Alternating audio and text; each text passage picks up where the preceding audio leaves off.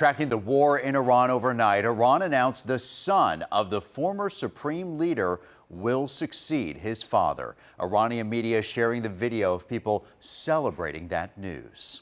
And the air assaults continue around the Middle East as well. The United Arab Emirates shot down multiple Iranian drones. The leadership in the UAE said the country was in a, quote, state of defense. Now, this all comes as U.S. Central Command confirms another American service member has died. And the president hints at also the next steps for the military. Gabrielle Caricciolo is in our Washington, D.C. newsroom this morning, tracking the latest overnight developments.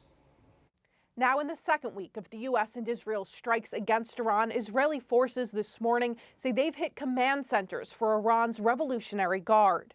We've wiped out most of their missiles. As the conflict against Iran continues, President Donald Trump says he would possibly send in ground troops, but says it would, quote, have to be a very good reason. I would say if we ever did that, they would be so decimated that they wouldn't be able to fight at the ground level. In Iran, a panel selected Mujtaba Khamenei as the country's new supreme leader. He's the son of the late Ayatollah who was killed at the start of the strikes. What the president is focused on is an Iran that can no longer pose a threat to Americans. The selection comes as the U.S. Central Command announced Sunday a 7th service member has been killed in action after they were wounded in an attack in Saudi Arabia March 1st. And lawmakers in Congress are divided over the possibility the administration asks for more money to fund the ongoing operations. Look, once you've committed people to combat, to me, you give them the tools that they need to be successful and stay safe. The American people don't want to see billions of dollars being spent